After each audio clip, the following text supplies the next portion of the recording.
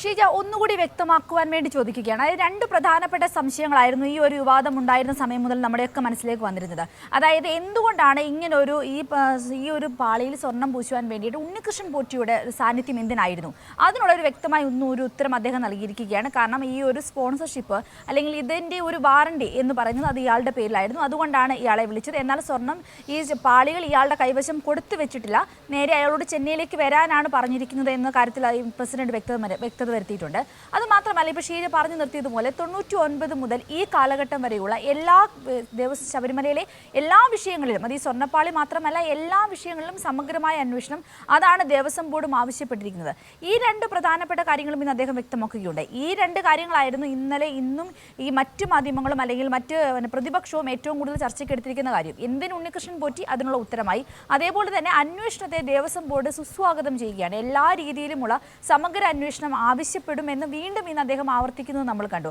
ഈ പറഞ്ഞ സംശയങ്ങൾക്കെല്ലാം ഒരു ഉത്തരമാവുകയാണ് ഈ രണ്ട് കാര്യങ്ങളും, അല്ലേ?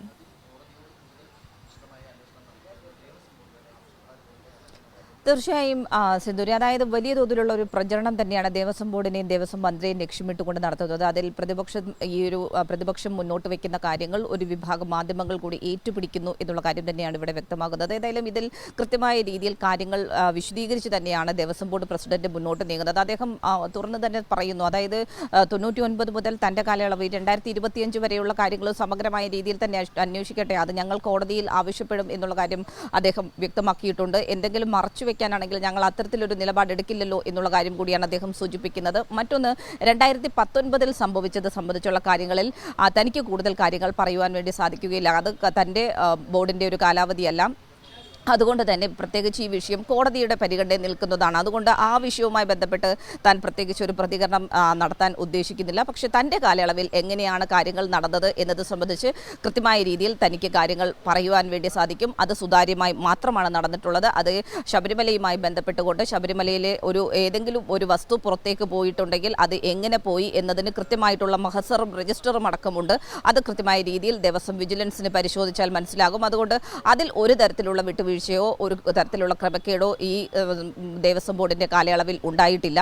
അതോടൊപ്പം തന്നെ ഇതുമായി ബന്ധപ്പെട്ടുകൊണ്ട് ഉണ്ണികൃഷ്ണൻ പോറ്റിക്ക് എന്തിനു വീണ്ടും സ്പോൺസർഷിപ്പ് നൽകി എന്നുള്ള ചോദ്യമാണ് പ്രധാനമായും ഉയർന്നു വന്നത്. അതിനും കൃത്യമായ രീതിയിൽ തന്നെ അദ്ദേഹം മറുപടി പറഞ്ഞു. അതായത് 40 വർഷത്തെ വാറണ്ടിയാണ് ഉണ്ണികൃഷ്ണൻ പോറ്റിക്ക് നൽകിയിരിക്കുന്നത്. അപ്പോൾ ഉണ്ണികൃഷ്ണൻ പോറ്റിക്ക് മാത്രമേ ഈ നവീകരണത്തിന് വേണ്ടിയിട്ടുള്ള സ്പോൺസർഷിപ്പ് നൽകുവാൻ വേണ്ടി സാധിക്കൂ. അദ്ദേഹത്തിൻ്റെ പക്കലാണ് വാറണ്ടി എന്നുള്ളത് കൊണ്ടാണ്, അല്ലാതെ ക്രമവിരുദ്ധമായി ഒന്നും തന്നെ ചെയ്തിട്ടില്ല. അതും ഉണ്ണികൃഷ്ണൻ പോറ്റിയുടെ കയ്യിൽ കൊടുത്തുവിടുക പോലുമല്ല ചെയ്തിട്ടുള്ളത്.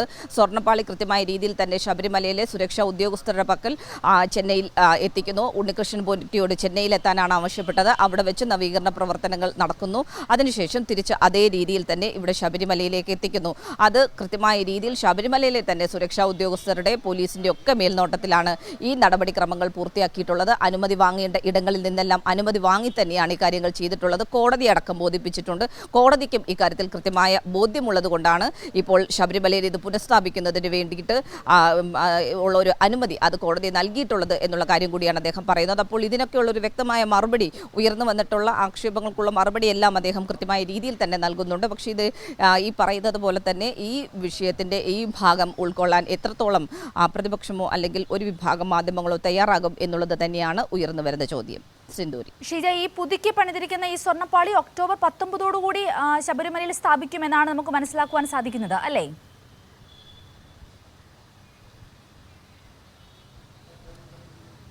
തീർച്ചയായും അത് കോടതിയുടെ അനുമതിയോടുകൂടി തന്നെ സ്ഥാപിക്കും എന്നുള്ള കാര്യമാണ് അറിയിച്ചിട്ടുള്ളത്. അതുകൊണ്ട് തന്നെ ഇതിൻ്റെ നവീകരണവുമായി ബന്ധപ്പെട്ടുകൊണ്ട് ഈ ദേവസ്വം ബോർഡ് കൈക്കൊണ്ടിട്ടുള്ള നടപടികൾ അത് കൃത്യമായ രീതിയിൽ തന്നെ മഹസറിലും രജിസ്റ്ററിലും ഒക്കെ രേഖപ്പെടുത്തി അനുമതി വാങ്ങേണ്ട ഇടങ്ങളിൽ നിന്നൊക്കെ അനുമതി വാങ്ങി കോടതി അടക്കം ബോധിപ്പിച്ച് തന്നെയാണ് കാര്യങ്ങൾ മുന്നോട്ട് പോയത്. അതുകൊണ്ട് തന്നെ കോടതിയുടെ അനുമതി പ്രകാരം ഒക്ടോബർ 11 തന്നെ ഇത് ശബരിമലയിൽ സ്ഥാപിക്കും എന്നുള്ള കാര്യം കൂടിയാണ് അദ്ദേഹം വ്യക്തമാക്കിയത്. ഷീജ, ഇപ്പോൾ ഉണ്ണികൃഷ്ണൻ പോറ്റി കൊണ്ടുവന്നിരിക്കുന്ന രണ്ട് ആരോപണങ്ങളും, അതായത് ഇപ്പോൾ ആ കുപ്പിയിൽ നിന്ന് തുറന്നുവിട്ട ഭൂതം ഉണ്ണികൃഷ്ണൻ പോറ്റിയെ തന്നെ പിടികൂടുന്ന ഒരവസ്ഥയാണ്. സ്വർണ്ണപീഠ കാര്യത്തിൽ അദ്ദേഹം പറഞ്ഞിരിക്കുന്നതെല്ലാം കളവാണെന്ന് തെളിഞ്ഞു. അദ്ദേഹത്തിൻ്റെ ബന്ധുവിൻ്റെ വീട്ടിൽ നിന്ന് തന്നെ സ്വർണ്ണപീഠം വീണ്ടെടുത്തു. സ്വർണ്ണപാളിയായിരുന്നു മറ്റൊരു ആയുധം. ആ സ്വർണ്ണപാളിയിലും ഇപ്പോൾ ഇതാ ഈ പറഞ്ഞ അയാൾ ഉന്നയിച്ച ആരോപണങ്ങളിൽ ഒന്നും യാതൊരുവിധ സത്യവുമില്ല എന്ന് വീണ്ടും വീണ്ടും തെളിഞ്ഞിരിക്കുകയാണ്. ഇനിയിപ്പോൾ ഉണ്ണികൃഷ്ണൻ പോറ്റി നേരിടാൻ പോകുന്ന, ഇന്നാണ് ചോദ്യം ചെയ്യലെന്ന് മനസ്സിലാകുന്നു, ഉണ്ണികൃഷ്ണൻ പോറ്റി നേരിടുവാൻ പോകുന്ന നിയമ നടപടികളും മറ്റു കാര്യങ്ങളും കൂടി?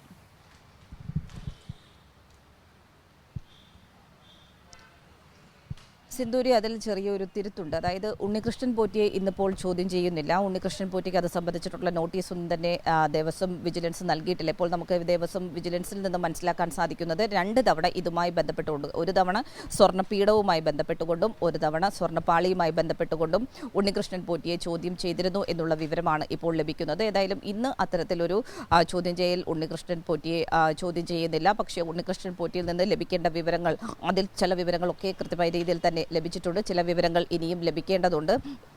ഇതുമായി ബന്ധപ്പെട്ടുകൊണ്ട് ഏതായാലും തുടർ നടപടികൾ അത് കൃത്യമായ രീതിയിൽ തന്നെ ദേവസ്വം വിജിലൻസ് സ്വീകരിച്ച് മുന്നോട്ട് പോകും എന്നുള്ളത് തന്നെയാണ് ഈ ഒരു ഘട്ടത്തിൽ വ്യക്തമാകുന്നത്.